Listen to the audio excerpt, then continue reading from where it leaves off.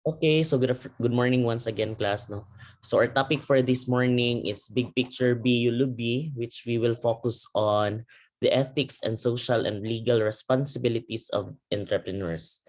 So the meta languages for this unit are the following. No, first is the policy, and the second is law. So when we talk about policy, this is a set of ideas or a plan of what to do in particular situations that has been agreed to officially by a group of people, a business organization, a government, or a political party.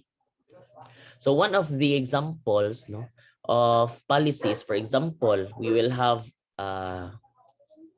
the policy, no, on the price ceiling and price flooring, no. So that is somehow a policy to really control the prices, no, price control, no. So for example, let's just have a scenario, class. No, this is just an additional knowledge, no, uh, away from the entrepreneurship na concept, pero ma-tackle gyapon ni or ma-discuss, no. So for example, class, no, way back then, di ba naaman tay kuan, natay, what do we call this? Investment scheme, no, last time. Like for example, Kappa, Regen, and all, no. So what happens way back then is that daghan kay kwarta ang tao, no.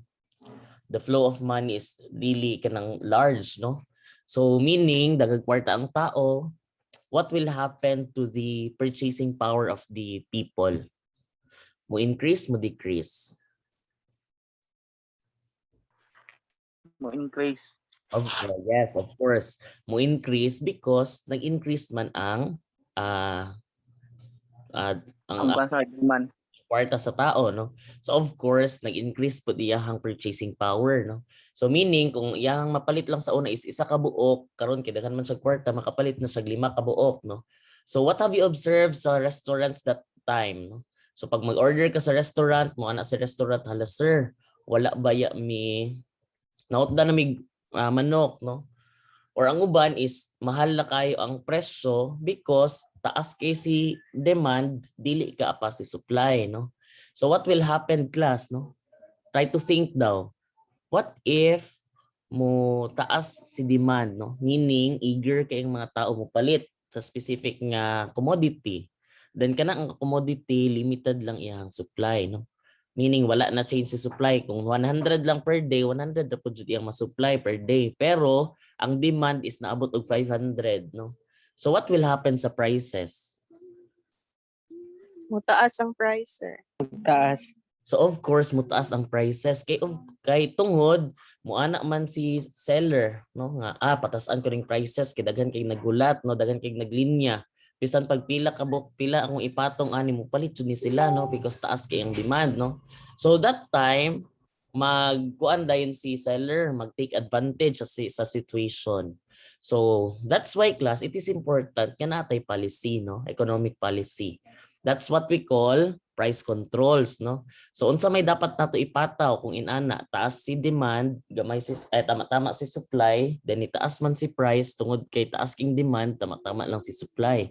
So we will have the price ceiling, no.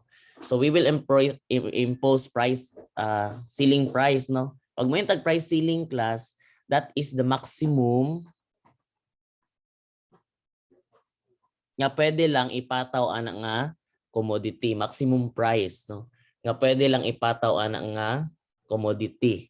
So meaning kung tahay mo ana ta ang price ceiling ana is 100 lang pesos, 100 pesos lang jud ang pwede nato ipresyo ana, no. So that is an example of a policy, no. At some point that will kanang solve, no, a specific situation of which ni-occur sa society, no. So that is a set of ideas or a plan of what to do in particular situations, no. So for example, kato nga situation tungod kay na ay inflation, no, that is what we call particularly the demand pool, no, demand pool inflation. Mo na atong ginatawag nga demand pool inflation, class. Nag-increase ang prices kay tungod taas kaayo ang demand and dili ka pa si supply, no. So sige lang, no, ayo lang mo ka stress, no, because that is just an example, at least na amoy concept, no. Second is law, no. So this refers to the system of rules of a particular country, group, or area of activity, no. Of course, we already have we already know, no, the concept of law. This is what we are following, no, in our actions, no, living in this specific nation, no. Now let's discuss the ethical and social responsibilities of entrepreneurs, no. Of course, putting up your own business, you would really inject this kind of concept, no, na dapat na kay ethical and social responsibility, no, being an entrepreneur. It's not just about earning money, no. It's not just about doing what you want, no. We should also consider the people around us, no. So of course, our first priority or our most objective, no, pinaka-objective di ay is to really raise profit or really to earn profit, no.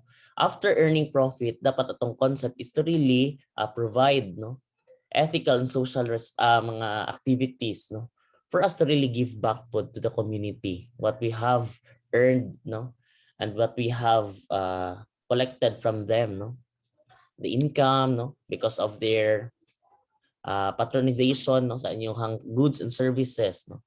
So while entrepreneurs often have responsibilities to their shareholders, they also have responsibilities to their stakeholders, no. So it was being stated here, shareholders and stakeholders, no. I believe we are not all business students, no, here, no. So let's differentiate shareholders and stakeholders. I believe na state dire, no. Pero in layman's term lang ta or sa ato ang vernacular, pag mo intag shareholder class, shareholder and stockholder is the same, no, basig malibog mo. Pag mo ana lagi usahay shareholder, usahay pud stockholder ang gamit, no. Same lang na sila class. Pag mo intag shareholder or stockholders, these are the owners, no, of a corporation. So ang tawag ana nila is shareholders or stockholders. Let's go back sa form of business organization. Natay upat ka forms of business organization nga sikat class: the sole proprietorship, partnership, corporation, and the cooperative. So naitawag ang mga tagsa-tagsang mga tag-iyaan na. Kung ang imuhang business is sole proprietorship, meaning ikaw ra mismo ang tag-iyaan nga business. Sole meaning ikaw ra isa. So ang tawag sa imuha is proprietor. Next is partnership. This is composed of two or more people, no, who bind themselves to contribute money, property, and industry to common fund. Charot, nagyaw-yaw na ko dire. So kung nakay mo, no. So that is the definition of partnership. So meaning, ang tawag sa partnership, ang tawag sa tag-iya sa partnership is partner, no, or mga partners. Next is corporation, no. Si corporation, of course, 3 or more individual, no, or 3 or 5 or more, but no, I forgot, no. Basta daghan gapon ni sila, no. Si shareholder, si stockholder, I mean si corporation. So ang tag-iya, no, ang tawag sa tag-iya sa corporation is shareholder and stockholder, no. And the last one is cooperative. Of course, ang tawag sa tag-iya, mga tag-iya sa cooperative kay mga members, no. So meaning si shareholders and stockholders, they are really the owners, no, of the corporation. Pag mo intag stakeholders class, these are those people nga affected, no, na i-direct contact with the business organizations. Examples aning stakeholder kay, for example, Tagum College, kinsa may stakeholder or kinsa may maapektuhan ni Tagum College, no, or na ay interest kay Tagum College. Sige daw class, kinsa man. For example, Tagum College, kinsa man ang stakeholders, meaning those individuals nga na ay connection or na ay direct influence, I mean interest, no, direct interest sa Tagum College. For example, manira ang Tagum College, sila maapektuhan kung tahay na i-offer nga dili quality education, sila maapektuhan, no. So of course, ang mga stakeholders ni Tagum College, for example, students, employees, no? Shareholders, stockholders, no?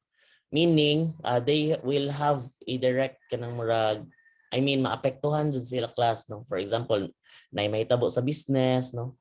Or na direct contact sa business, those are stakeholders, no? In English, no, the stockholders are composed of small group of people who are owners of the company, while the stakeholders are composed of a larger group that includes all the people and organizations which have interest in the business, meaning na interest sa business. So stakeholders of schools include the parents, government, and community, as well as the students. No? Meanwhile, the stockholders are the registered and recognized owners of the private school. No? Of course, sir, appeal ba ang stockholders sa stakeholders? No? Yes, included gyapon. No? They are part of the stakeholders. No? Ang mga stockholders because they also have the interest, no, sa business. Akong pasabot diri nga interest class ha, dili ng interest income, no. Or for example, nagpautang ka na interest income nga nadawat, dili na mao. Interest is meaning na pagnanasa ay kanang murag na kay connection, na kay relationship, no, sa business or something, no, kana nga interest. So ethics originated from the Greek word ethos, which means character or customs or accepted behaviors. So ethics now refers to the established standard of what is right and wrong that prescribe a person of what he ought to do. So meaning, pag mointag ethics, that is somehow established na sa atua, no? Nga kini sa nga butang this is right and this is wrong, no? So napod tayo ginatawag nga kuan universal nga ethics class na of which bisag asa ka that is ethically mali and ethically correct, no. Pero kulba lang man pud guning ethics, no, because somehow class maabot sa point magod or naay mga instances nga this is ethically accepted sa kini nga nation pero sa lain nga nation is dili, no. So nagadepende pod ang ethical standards, no, in every nation.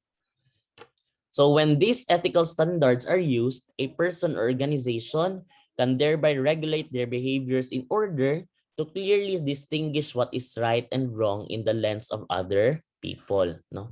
So that's why it is important to really state, no, for a company, no, sa organization class dapat clearly stated kung unsa dapat mga ethical standards, no, nga dapat sundon sa mga employees, no, sa mga stakeholders and others. So other meanings of ethics are the following as stated by O'Donnell 2014, no. First, ethics can be defined as the discipline dealing with moral duties and obligation and explaining what is good or not good for others and for us, no.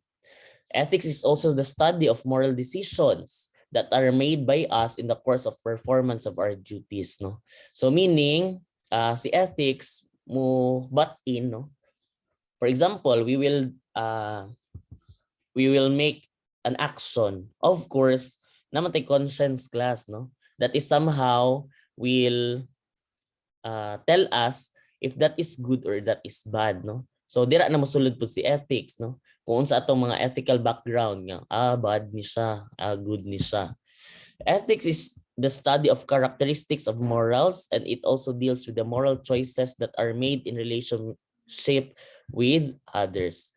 And ethics is concerned with truth and justice concerning a variety of aspects like the expectation of society, fair competition, public relations, social responsibilities, and corporate behavior.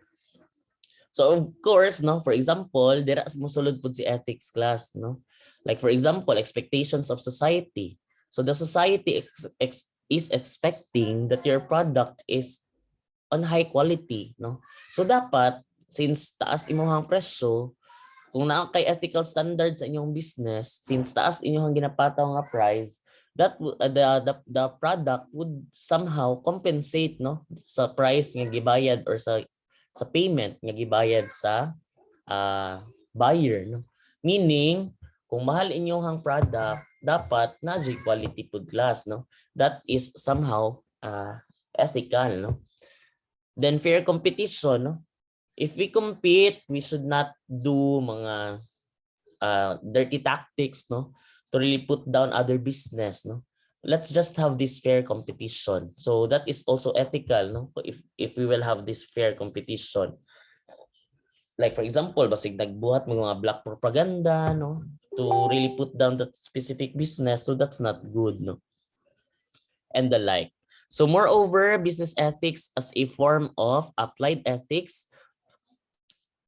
which is concerned with the sense of ethics application in the moral and ethical norms of a business. So business ethics therefore means a code of conduct, which includes the principles and expectations that should be followed by a member of a business organization.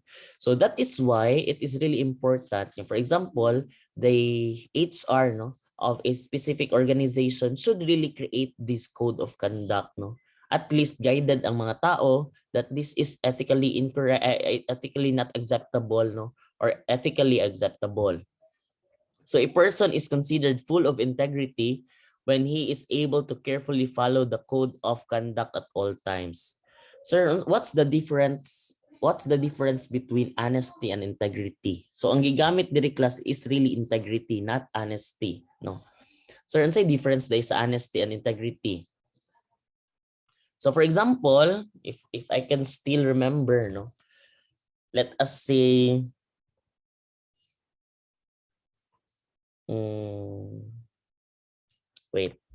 wait for a while, class.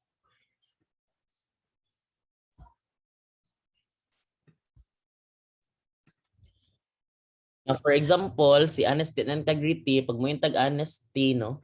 So same with this scenario. For example, nakakita ka nga imuhang coworker nakabuak og baso. So since wa may nangutana, so you're wala ra pud ka nagsulti, no? So meaning you're still honest because you do not tell any lie, no? Again, pag mo yun pud tag integrity, so that is high ethical standards nga naa sa imuha. So since you know nga nakabuak siya baso, you really told, no, the management or someone nga nakabuak jud siya baso, no, even wala mo gipangutan or gipangutana, no. So that is the integrity, no? So it was being stated here that a person is considered full of integrity when he is able to carefully follow the code of conduct at all times, no.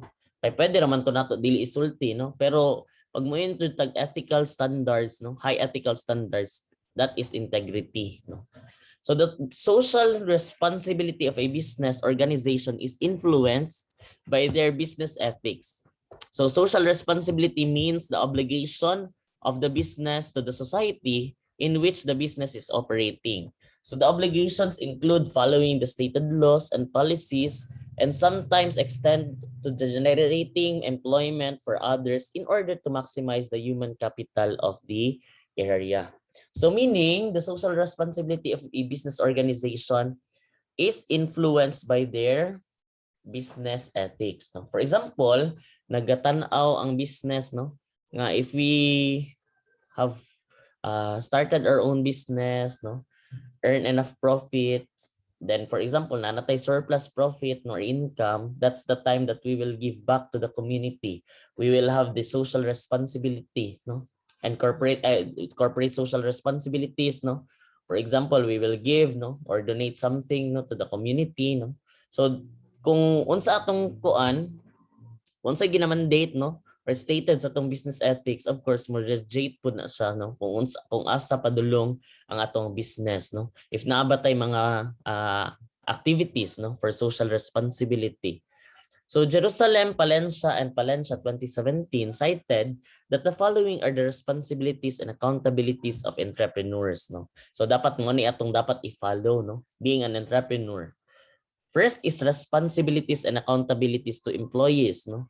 Atong mga responsibilidad sa mga empleyado. First is, of course, we should pay the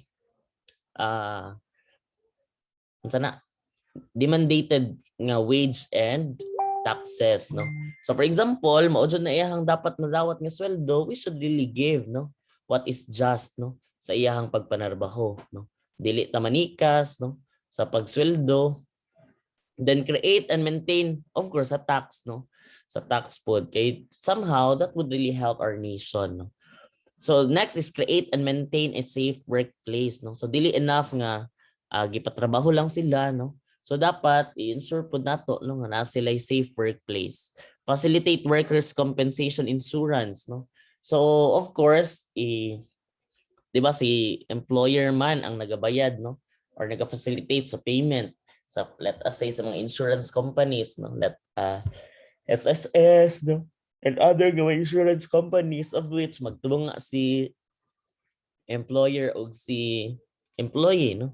Enforce anti-discrimination law, no, sa workplace.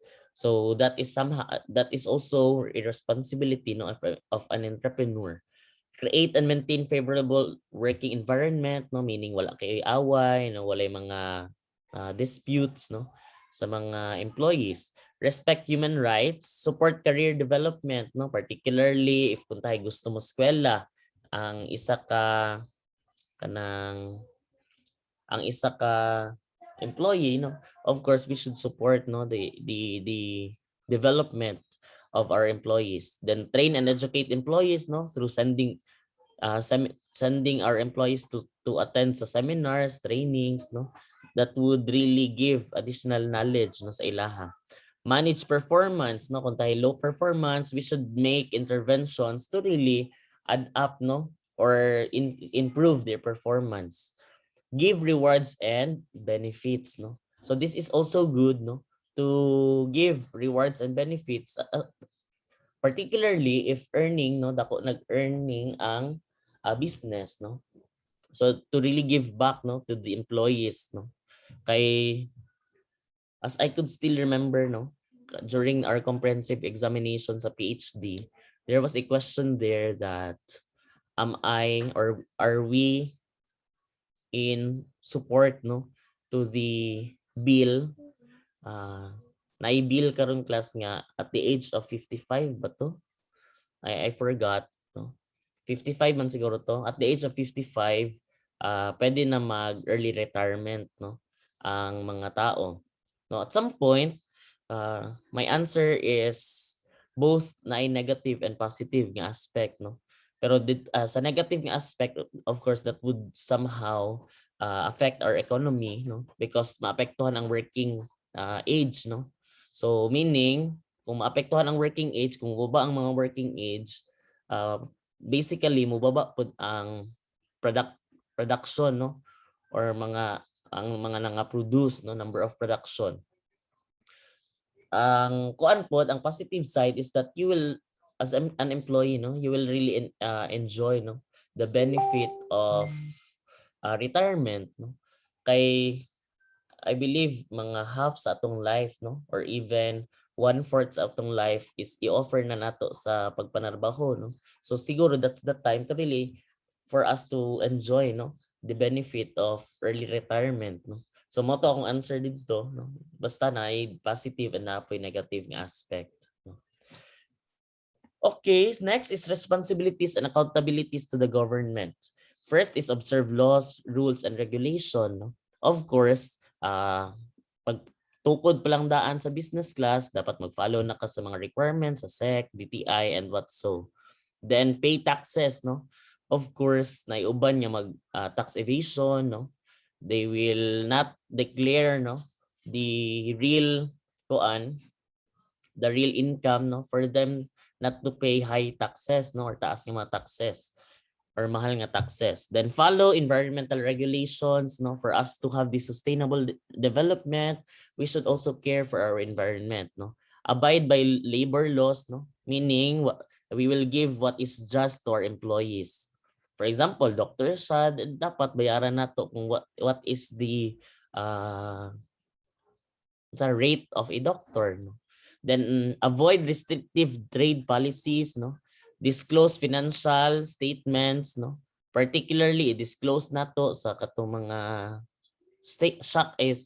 stockholders, no, because they have the right, no, to know the financial statements and other nga mga interested parties. Avoid corruption, assist in implementing socio-economic policies, help earn foreign exchange, no? Advise the government, contribute to the government treasury, and contribute to political stability. Responsibilities and accountabilities to creditors, of course, will give correct information, no? Of course, before magpautang si creditor class sa business establishment, mangayo dyan na siya mga financial statements, no, of which makita ni creditor kung kumusta ang business, kumusta ang finances sa business. Of course, dapat maghatag pud tag tama nga information, no? That is ethical, no? Na dapat tama ang atong ihatag because na mga business establishments class, no? Yang nagapangatik, no? Let us say sa ilahang gihatag nga financial statements tag-as kay ilang income of which dili daay, no, in reality gitaas lang nila kay para taas dako-dako pod ilahang ma-loan, no? So that is somehow pagpangatik, no? Provide fair return of investment, no? For example, mao jud ni ang earnings, so we should give, no, give it back to the stockholder, I mean class, no? So dapat i-declare jud og tarong, no, kung sa pila ang earning. Then strengthen share prices. So of course dapat mo increase pa gani ang share price, no? Dili mo baba ang share price, no? So unsa man ang share price, sir?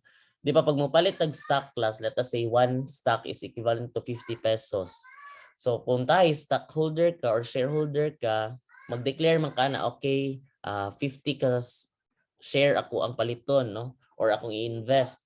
So meaning 50 times 50 pesos. Kay 50 pesos man ang value, no, sa share price, or ang share price 50 pesos. So dapat as the business will grow, no, dapat dili na mo baba sa 50 pesos, no, imuhang ownership or ang share price. Mas nindot kung mag-increase na siya, no? Meaning let us say nahimo ng 200 pesos ang share price, ang market value, no, ang current market value sa kanang share. So meaning naaman kay ownership ng 50 shares times 200 pesos. So that is really already your ownership, no, sa business. Then responsibilities and accountabilities to the suppliers. I believe we only have 1 minute, no? So I'll just stop this, then I'll send another link.